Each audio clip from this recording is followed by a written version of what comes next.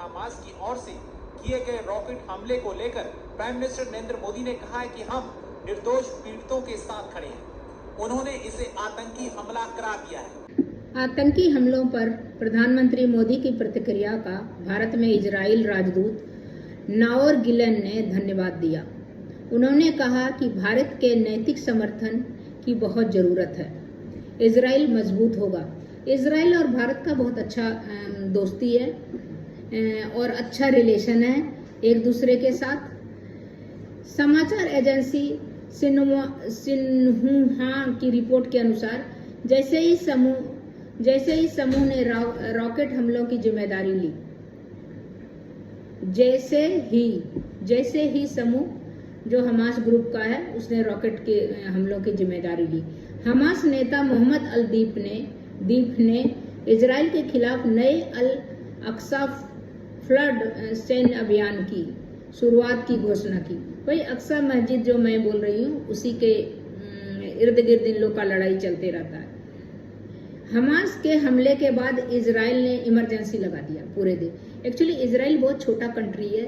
फिलिस्तीन के पास कुछ एरिया जो है इजराइल क्लेम करता है कि मेरा है और फिलिस्तीन क्लेम करता है मेरा है। और ये अक्सा जो है, अक्सा मस्जिद जो है वो क्लेम दोनों करता है मेरा है। तो इस तरह करके इमरजेंसी घोषित कर दिया गया है इजराइल में। इजराइल भी जवाबी कार्रवाई की है। इजराइल रक्षा मंत्री योव गैलेंट ने कहा कि हमास ने एक गंभीर गलती की, उनके देश के खिलाफ युद्ध छेड़ के। अभी लड़ाई जब होगा तो दोनों दो तरफा होता है और इस तरह अगर लड़ाई करने से क्या होगा, अगर ये लोग भी रॉकेट दागेंगे ये भी करेंगे तो फिलिस्तीन का जो है निर्दोष नागरिक मारा जाएगा, औरतें मारी जाएंगी, बच्चे मारे जाएंगे, किसी घर पे रॉकेट गिरेगा, निर्दोष सब कब गिरेगा, सोया में ही खत्म हो जाएगा। ये तो दो गुट के आपसी या दो इसके आपसी सलाह से उसको सॉर्ट आउट करें या जो भी हो, लेकिन लड़ाई जो है ना किसी का ऑप्शन नहीं है। बहुत मेरे को भी बहुत दुख होता है।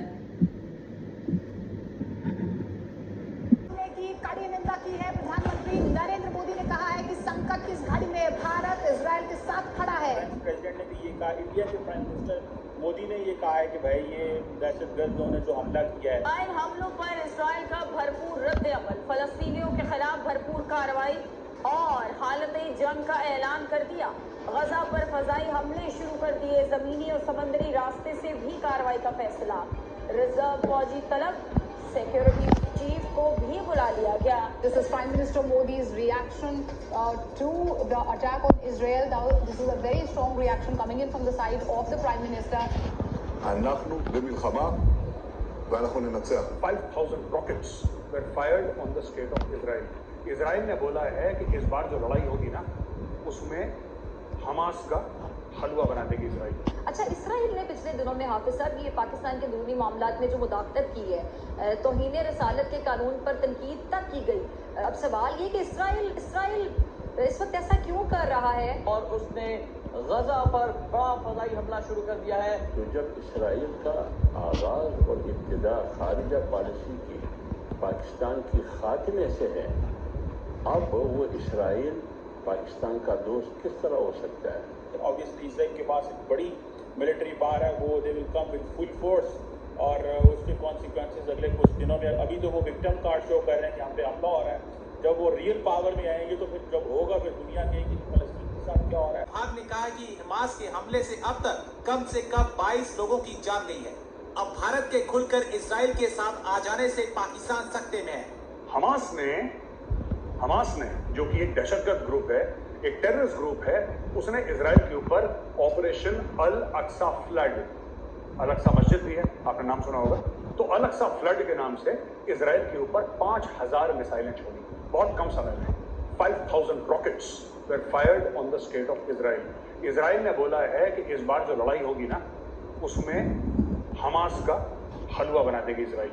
मैं ज्यादा कुछ, देखिए डेवलपिंग स्टोरी है, मेरे पास अभी वो इंफॉर्मेशन नहीं और इंफॉर्मेशन आएगी जैसे इजराइल अपनी जवाबी कार्रवाई करेगा। लेकिन मैं जितने भी हमारे इजरायली भाई हैं, यहूदी भाई हैं, मैं आपको सिर्फ एक चीज कहना चाहता हूं, एक विश्वास आपको दिलाना चाहता हूं, आप इनको ठोको, आप इनको ठोको, इनके घर में घुस के इनको ठोको, इनके हेडक्वार्टर्स में मिसाइल मारो, आपको जो करना है करो, पूरे 140 करोड़ भारतवासी आपके साथ खड़े हैं। डॉक्टर साहब ये बताइएगा कि जितनी भी आर्म स्ट्रगल है सबको दहशतगर्द दुनिया ने करार दे दिया हुआ है।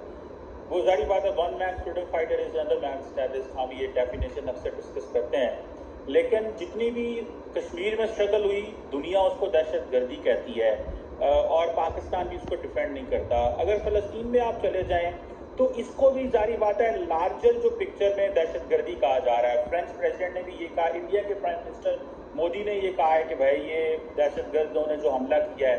आपको क्या लगता है कि ये जो आर्म स्ट्रगल है इसका कोई फ्यूचर है, या कि अब एक उसको और एंगल से भी देखिए, अगर फॉर इंस्टेंस हमास ने कोई 50-100 बंदा फलस्तीन इसराइलियों को मार दिया एंड इन दिस रिस्पॉन्स एक बड़े पैमाने पे इंफ्रास्ट्रक्चर तबाह करवा लेंगे, एक बड़े पैमाने पे बंदे अपने मरवा लेंगे, तो डज दिस जस्टिफाई एंड कि ये आर्म स्ट्रगल इस तरह जो है वो जायज है, जबकि सारी दुनिया उसको एक दहशतगर्दी के को एंगल से ऑलरेडी जो है वो पेस्ट कर चुकी है।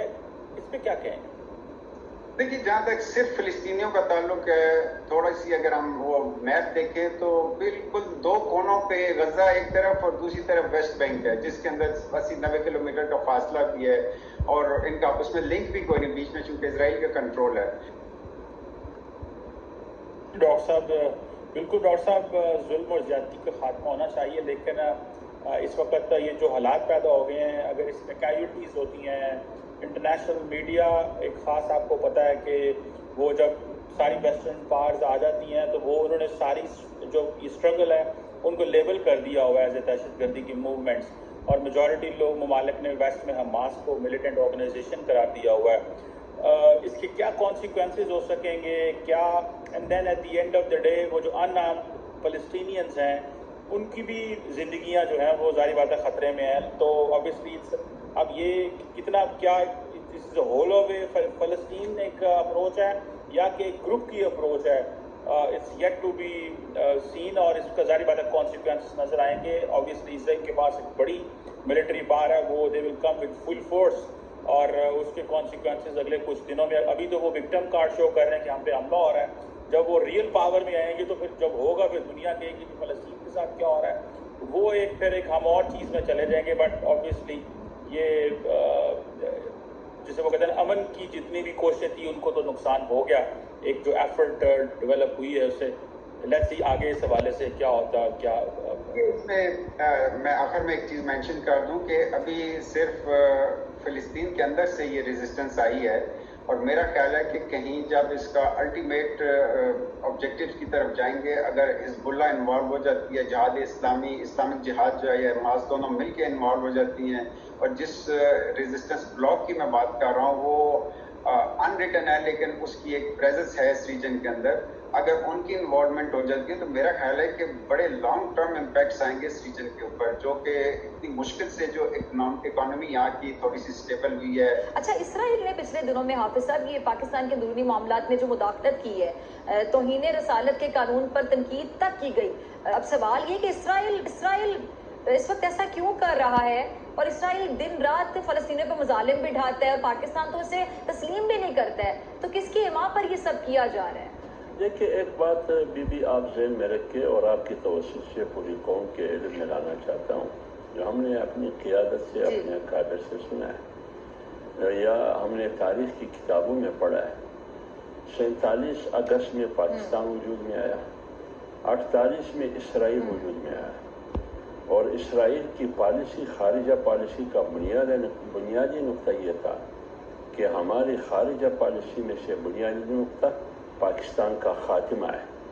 तो जब इसराइल का आगाज़ और इब्तिदा खारिजा पॉलिसी की पाकिस्तान की खात्मे से है, अब वो इसराइल पाकिस्तान का दोस्त किस तरह हो सकता है?